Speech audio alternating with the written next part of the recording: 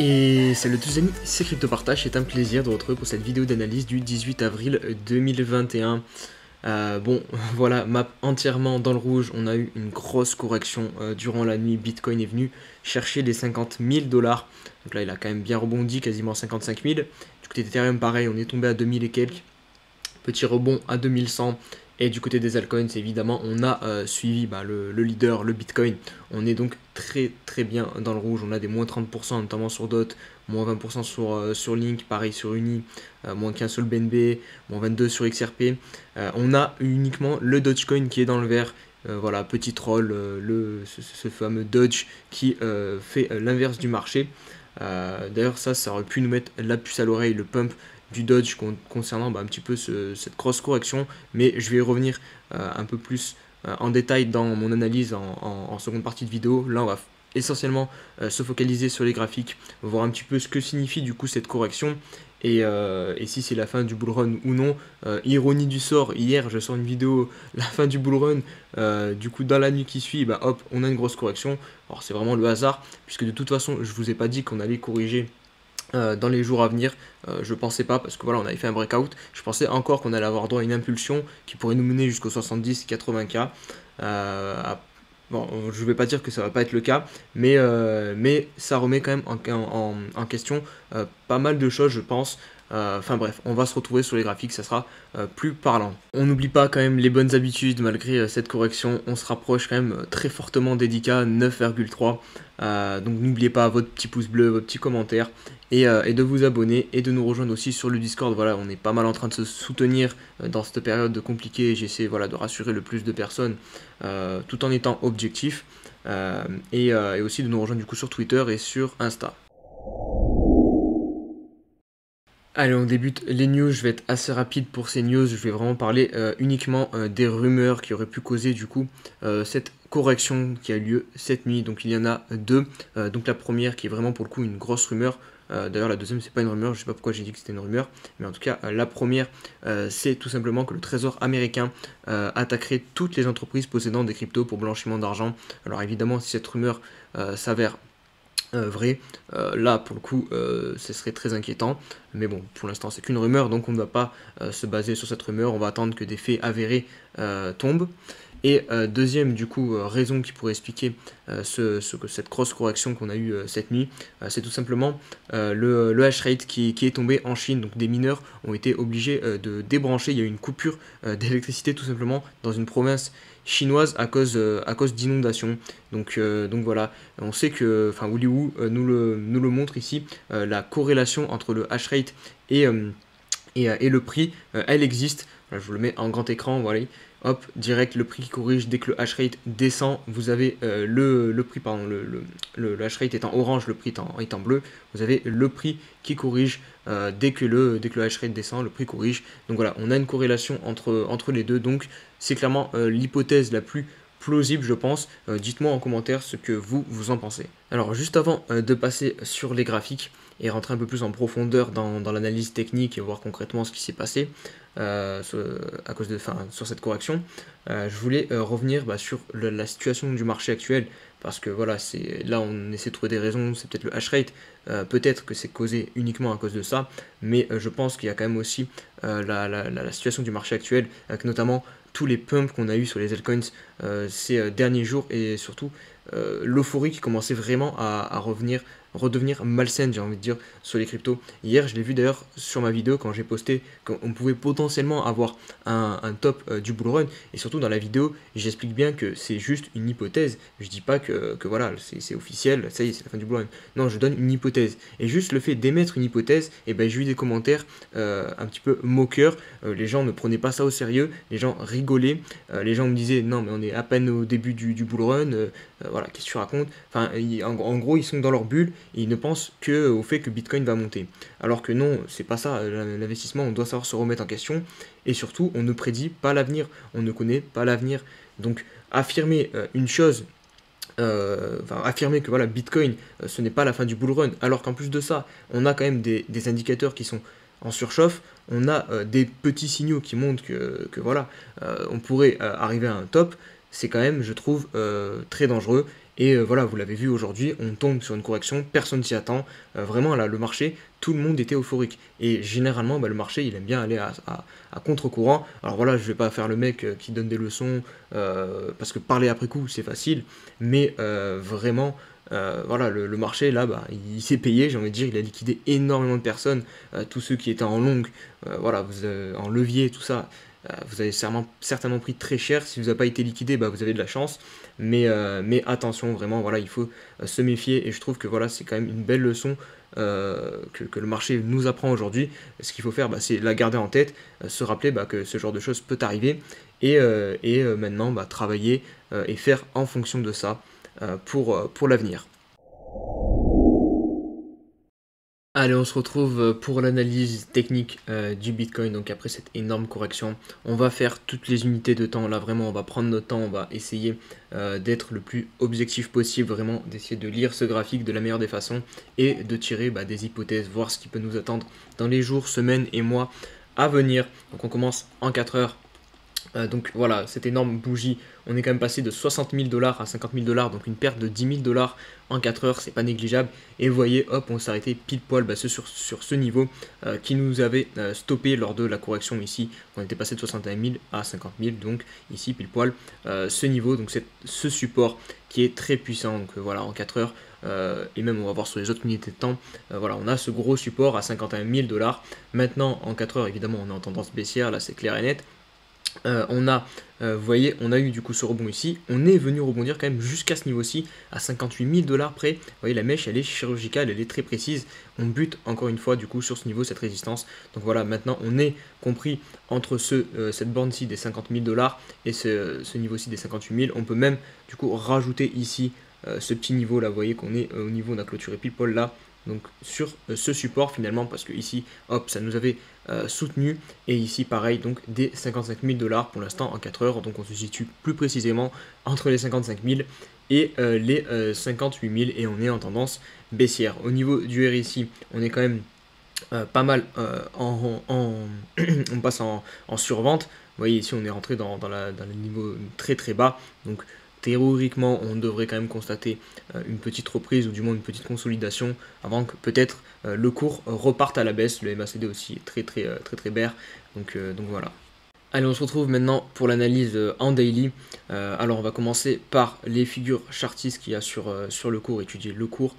Donc on a déjà ce biseau d'élargissement avec cette oblique haute et la basse, et vous voyez, on est venu pile poil buter dessus. Donc ça c'est aussi très intéressant. Bon, ça correspond aussi au support du coup des 50 000 $ qu'on a vu en 4 heures, mais voilà, cette oblique est très intéressante puisqu'elle est vraiment très long terme. Vous voyez ici, on l'avait travaillé. On l'avait aussi travaillé ici et on était début décembre. Donc vous voyez, c'est vraiment une oblique long terme. Donc c'est très intéressant qu'elle nous ait soutenu, qu'on ait eu une réaction du prix sur ce niveau-là. Maintenant, on est remonté un petit peu. Le cours, voilà, il y a eu le rebond. On est pile poil au niveau des 55 000 $. Là aussi, ça serait très intéressant de faire une clôture daily au-dessus de ce niveau. Voilà, on matérialiserait une résistance en plus. Sinon, on peut aussi parler du coup de ce fake out qu'on a eu sur ce triangle ascendant. Voilà. Donc là il y a deux traits parce que on peut considérer deux niveaux de résistance. Donc le premier c'est celui-ci à 60 000 $, où on voit qu'énormément de mèches, on a buté dessus, des clôtures hop, et dès qu'on a cassé on est parti.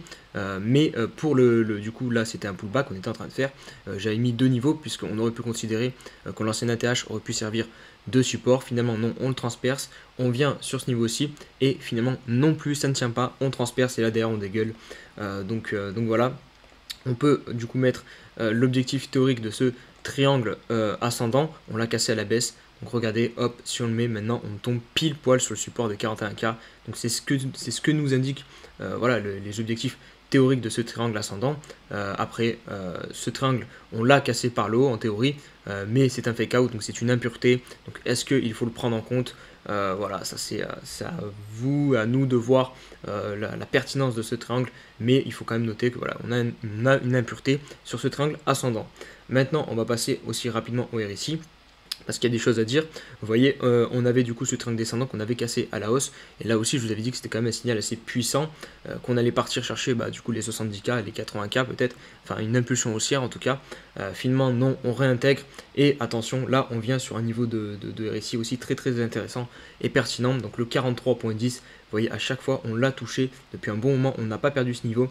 Donc si jamais on perd ce niveau, attention, je pense qu'on pourrait vraiment descendre plus bas sur Bitcoin et notamment voilà, venir sur les 41K peut-être assez rapidement. Donc il va falloir rester très méfiant les jours à venir, surveiller donc cette oblique, je dirais, cette clôture aussi daily, voir si on clôture sur les 55 000 et au niveau du RSI ici, surveiller qu'on ne descende pas plus bas. On se retrouve sur le weekly, donc une bougie égale une semaine. Et là, on a vraiment quelque chose de pas très propre, puisqu'on va perdre quand même cette trend qu'on tient depuis un bon moment, depuis la correction en janvier, le 25 janvier 2021. Vous voyez, à chaque fois, on s'était appuyé dessus. Et ça, je trouve que c'est quand même un signal important à ne pas négliger. C'est pas anodin, on est en weekly. Donc c'est une unité de temps moyen à long terme. Donc des signaux comme ça, il faut les prendre en compte. C'est des signaux puissants. Vous voyez, quand on a des signaux, quand on perd une trend, une oblique, c'est la même chose, ou une résistance ou un support en 4 heures, ça n'a pas la même importance que perdre une trend comme ça aussi long terme sur du weekly. Donc là, vraiment, c'est un signal. Il faut le prendre en compte. Parce que regardez derrière, en plus, on a un vide, on a un vrai vide. La prochaine trend que je juge pertinente, elle est ici. Alors elle a débuté début octobre. Et voilà, donc elle pourrait nous mener sur des niveaux de prix extrêmement bas. Si on descend vraiment en chute libre, on pourrait par exemple venir chercher les 35 000 dollars ou les 40 000 dollars, comme je vous ai donné les prix, on a vu ça sur l'analyse daily, les 41 000 dollars. C'est clairement quelque chose qui pourrait être jouable. Alors je vais vous mettre aussi rapidement des supports horizontaux que je constate. Vous voyez ici on a une clôture, hop, ici une mèche, plus bas, hop. Voilà, les 50 000 dollars, donc ça correspond aussi à l'analyse daily et en 4 heures du support des 50 000 dollars. Et on a aussi cette bougie qui avait clôturé donc la correction de février à 45 000 dollars. Donc voilà, on a ces deux supports plus cette trend. Si jamais on perd cette trend, après on peut peut-être venir récupérer cette trend d'ici la fin de la journée parce que la clôture c'est ce soir. Donc si on vient clôturer à 60 000 dollars, c'est bon, hop, ni vu ni connu, on aura rien perdu. Mais bon, ça m'étonnerait. J'ai vraiment le sentiment que cette correction peut être un peu plus prononcée, qu'elle est un petit peu différente de celle-ci parce que vraiment pour le coup on s'y attendait pas du tout de celle-là et je pense que voilà, si on vient chercher plus bas, on ferait mal à vraiment beaucoup de personnes parce qu'il y a beaucoup de personnes qui étaient en mode FOMO et qui pensaient justement que Bitcoin ne pouvait pas corriger et que Bitcoin allait monter très très vite. Et si vraiment on corrige pendant plusieurs semaines, peut-être 1 ou 2 mois, 3 mois, je sais pas, imaginez la douleur que vont subir tous les nouveaux qui sont rentrés sur le marché récemment. Si on a un Bitcoin qui revient à 35 000 dollars, et d'autant plus que la plupart des gens rentrent sur les altcoins et les altcoins prennent encore plus cher que Bitcoin. Donc vraiment, ça pourrait être un scénario qui ferait mal à beaucoup de personnes. Et le marché, vous le savez, ce qu'il veut, c'est faire mal au plus grand nombre de personnes. Donc voilà, il va falloir se méfier. Un petit point rapide sur le RSI et le MACD, vous voyez, et le RSI, on va peut-être passer pour la première fois, sortir de la zone de surachat. Donc ça aussi, c'est un signal. Et le MACD, pareil, on n'est pas très loin de croiser bear. Donc voilà, pas mal de signaux négatifs sur cette unité de temps en weekly. On va conclure cette analyse du Bitcoin par le mensuel, donc une bougie égale 1 mois. Et là aussi il y a des choses à dire. Vous voyez, on était sur 7 semaines, 1, 2, 3, 4, 5, 6 semaines de hausse, et celle-là elle était aussi dans le vert, donc c'était la 7e mois de hausse sur Bitcoin. On n'avait que du vert, ça aussi c'était pas très normal. Donc voilà, on passe dans le rouge. Vous voyez aussi au niveau du RSI, on avait ce niveau dont je vous ai parlé hier, des 97 on pouvait venir buter dessus. On n'a pas buté dessus pour le moment, donc ça nous laisse un petit espoir, peut-être une légère correction, un peu comme ce qu'on avait connu ici. Vous voyez, ici on n'était pas vraiment venu chercher ce niveau, hop, on avait corrigé un petit peu et ensuite on était reparti. Donc peut-être que c'est ce que l'on va faire, mais en tout cas c'est vraiment je veux dire étrange que ça arrive, que ce truc là arrive en avril alors que c'est censé être le mois le plus profitable sur Bitcoin. Donc il faut aussi garder ce scénario en tête, il faut pas oublier les statistiques. Vraiment, dans le passé, Bitcoin a bien performé en avril. Donc là, on est sur du court terme. Vous voyez, en daily, en 4 heures, on est baissier. Mais sur du weekly, on reste quand même en tendance haussière. Même si je vous ai dit qu'on va potentiellement perdre la trend, et ça veut dire que potentiellement, cette correction, elle va peut-être durer que quelques jours. Et on va quand même avoir un mois d'avril dans le vert. Donc théoriquement, c'est ça quand même qu'il faut prendre en compte. Je pense que c'est quand même des stats très importantes. Et qu'il faut conserver. Après, il faut les mettre en comparaison avec ça, cette hausse exponentielle qu'on a eue très verticale depuis cette semaine. Voilà, c'était forcé qu'au bout d'un moment, on allait forcément corriger, avoir des bougies rouges. Donc voilà, c'est peut-être le cas pour ce mois d'avril finalement. Voilà, n'hésitez pas à me partager votre avis en commentaire sur cette correction, ce que vous en pensez. Je compte sur vous aussi pour le faire dans le respect, voilà, pas de prise de tête, pas de moi je sais ça, moi je sais si. Non, personne ne sait, on ne connaît pas l'avenir, on émet juste des hypothèses. En tout cas, prenez soin de vous les amis. Je ne vais pas faire les altcoins parce que voilà, il y en a trop et de toute façon, ils ont tous corrigé à peu près de la même manière. On les fera demain un peu plus à tête reposée en ayant eu les clôtures sur Bitcoin qui seront très importantes ce soir puisqu'on a la clôture weekly ça nous permettra de voir un petit peu plus où on en est sur nos crypto-monnaies. Je vous souhaite à tous quand même de passer un bon dimanche. Si vous avez trop de mal à supporter les graphiques, n'hésitez pas à déconnecter, hein. Ça fait du bien des fois de temps en temps, surtout dans des périodes comme ça. Et on se dit à demain. Allez, ciao ciao.